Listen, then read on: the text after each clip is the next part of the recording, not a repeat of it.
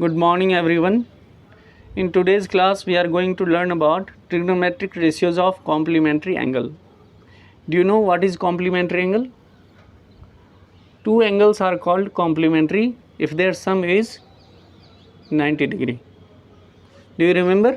दो एंगल जिनको प्लस करके 90 डिग्री का सम आता है उसको क्या बोलते हैं? Complementary angle. जैसे 10 + 80, इनको सॉल्व करके कितना आ जाएगा? 90 डिग्री. तो फिर ये दोनों 10 और 80 कैसे कहलाएंगे? Complementary angle. 10 का कॉम्प्लीमेंट्री एंगल कौन सा होगा? 80 डिग्री. और 80 डिग्री का कॉम्प्लीमेंट्री एंगल कौन सा होगा? 10 डिग्री. इस तरह से जैसे मान लीजिए 30 डिग्री और 60 डिग्री है, तो इनका सम करके कितना आएगा? 90 डिग्री.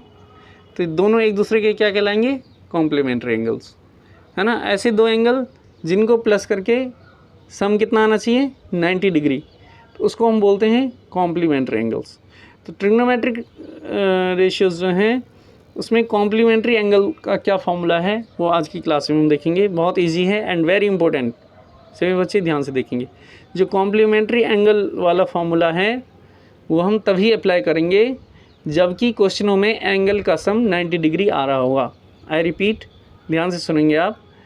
अगर किसी क्वेश्चन में एंगल्स का सम 90 डिग्री आ रहा हो, पहले एंगल्स को प्लस करके देखना. अगर 90 डिग्री सम आ रहा हो तो फिर हमें कॉम्प्लीमेंट्री एंगल्स वाला फॉर्मूला यूज़ करना है. फॉर एग्जांपल यहाँ पे अगर आप देखेंगे कि यहाँ पे 25 डिग्री है और यहाँ पे 65 है. सो what is the value of 25 + 65?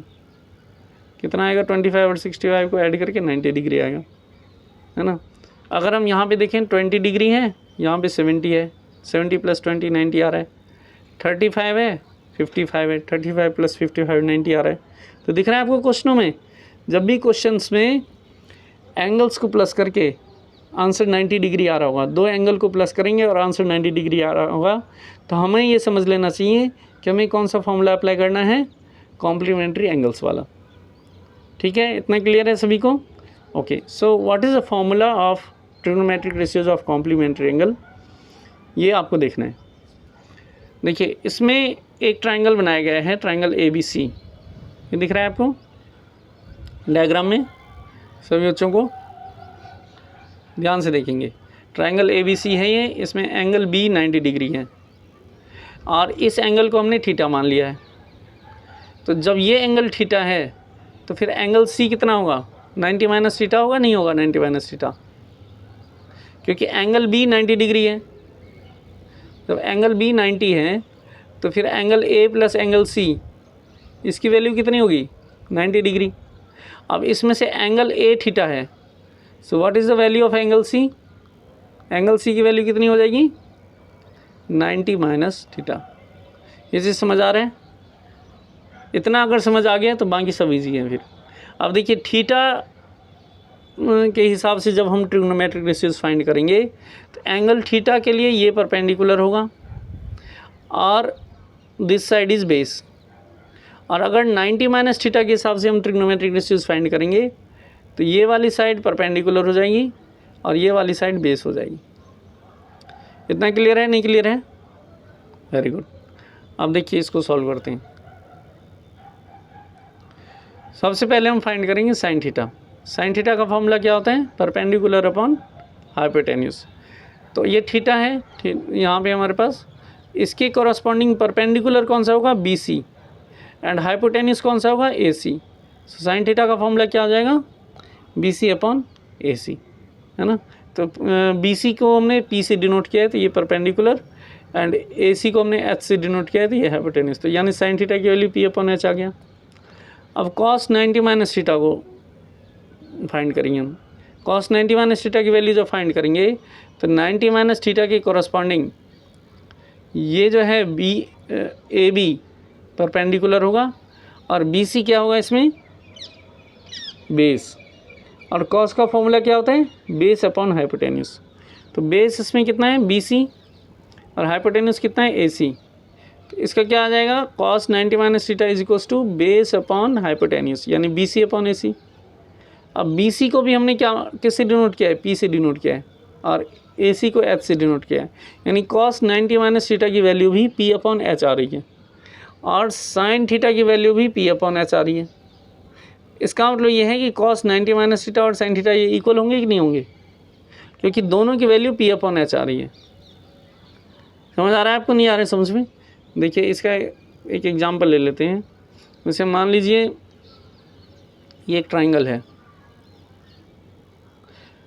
And this is 90 degree और ये थीटा हो गया और ये कितना हो जाएगा फिर 90 माइनस थीटा। अब ये 4 ले लीजिए, ये 3 ले लीजिए, ये 5 सेंटीमीटर ले लेते हैं, ठीक है। सो what is the value of sine theta? Sine theta की वैल्यू कितनी आ जाएगी? Perpendicular upon hypotenuse. परपेंडिकुलर इसमें कितना है 4, हाइपोटेन्यूस कितना है 5। अकॉर्डिंग टू थीटा, थीटा के अकॉर्डिंग परपेंडिकुलर 4 होगा, बेस 3 होगा, हाइपोटेन्यूस 5 होगा। Now I want to find cos 90 minus theta. So 90 minus theta के अकॉर्डिंग परपेंडिकुलर कौन सा होगा 3, ये वाली साइड परपेंडिकुलर हो जाएगी और बेस की वैल्यू कितनी होगी 4। 90 माइनस थीटा के कॉरस्पॉन्डिंग बेस कितना होगा 4। तो cos 90 माइनस थीटा का फॉर्मूला क्या होता है? Base upon hypotenuse. बेस कितना है इसमें 4, हाइपोटेन्यूस कितना हो जाएगा 5। तो यानी इसकी वैल्यू भी 4/5 आ रही है, इसकी वैल्यू भी 4/5 आ रही है। तो क्या हम ये कह सकते हैं कि sine theta is equals to cos 90 minus theta और cos 90 minus theta is equals to sine theta? ये कहा जा सकता है, नहीं कहा जा सकता है?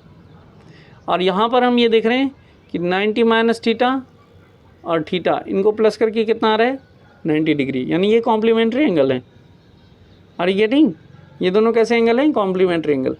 यानी cos 90 माइनस थीटा की वैल्यू क्या हो जाएगी sine theta. So this is the first formula, ये आपको याद रखना है। cos 90 minus theta is equals to sine theta.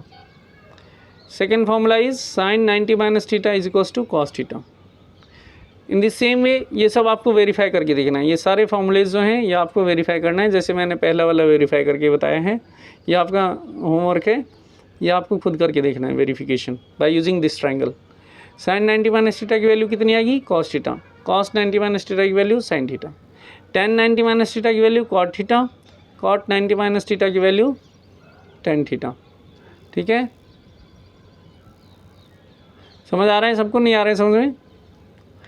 tan 90 minus theta की value cot theta, cot 90 minus theta की value tan theta, then sec 90 minus theta की value cosec theta, cosec 90 minus theta की value sec theta.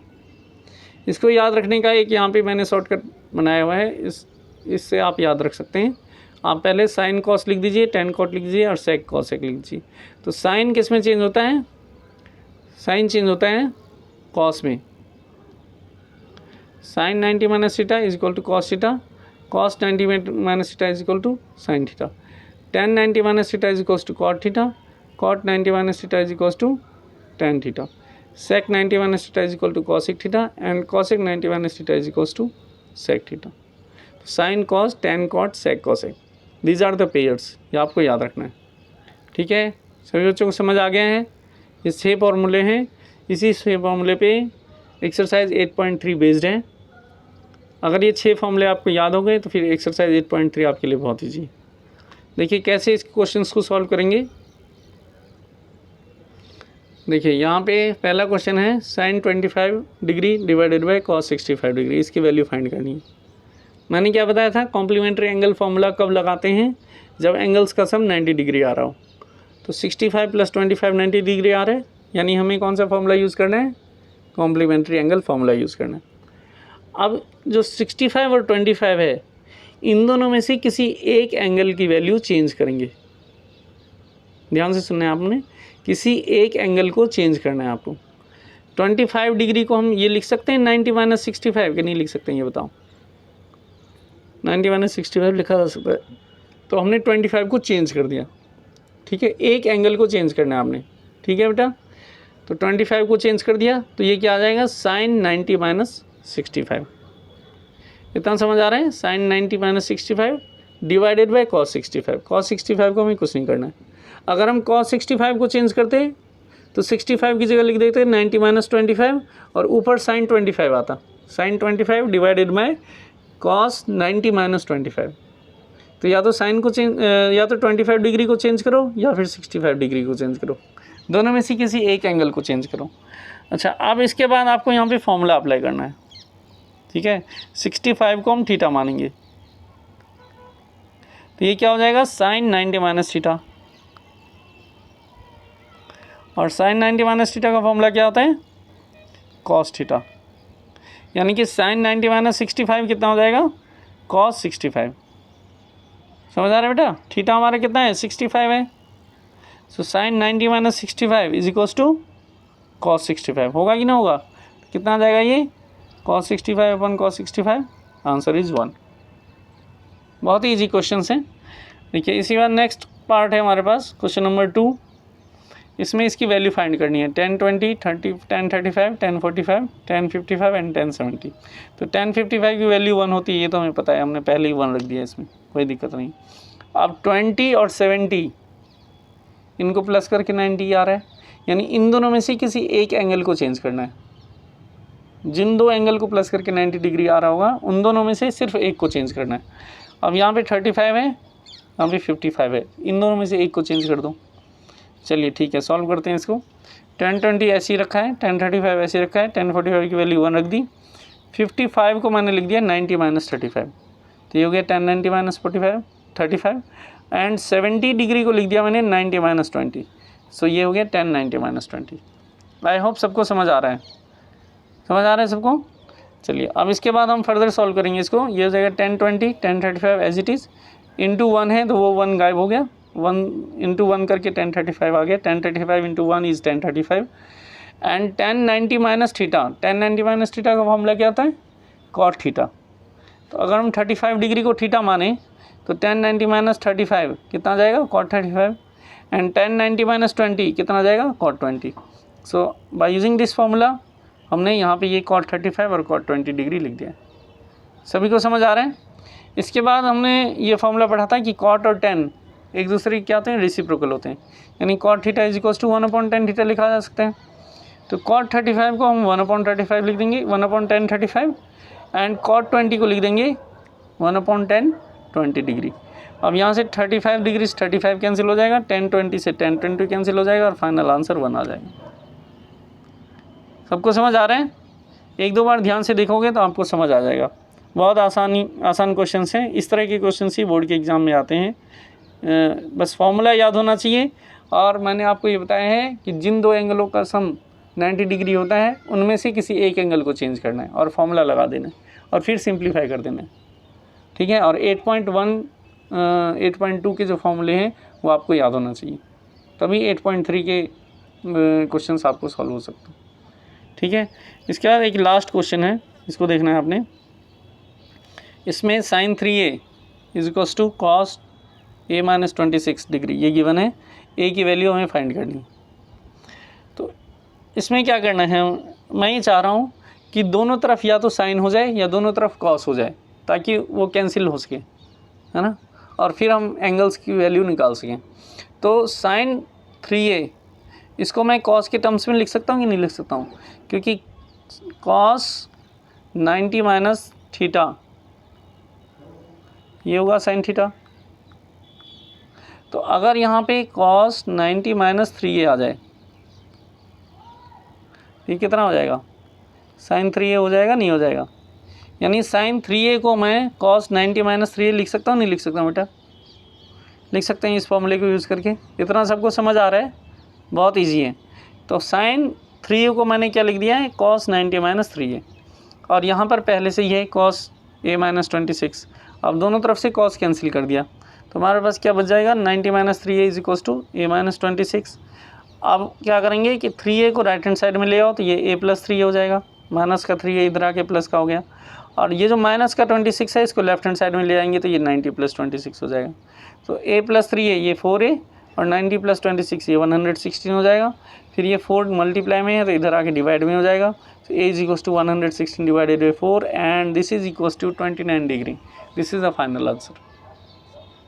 तो इस तरह से 8.3 के जो फॉर्मूलेज हैं उसको आपको याद रखना है और फॉर्मूले को अप्लाई करना करके एक्सरसाइज 8.3 को सॉल्व करना है ना। ये सारे फॉर्मूलेज आप नोट्स की नोटबुक में लिखेंगे और बाकी ये जो फॉर्मूले मैंने बताए हैं इनको वेरीफाई करना है, नोट्स की नोटबुक में वेरीफाई करके आपने लिखना है, ठीक है, विद प्रूफ।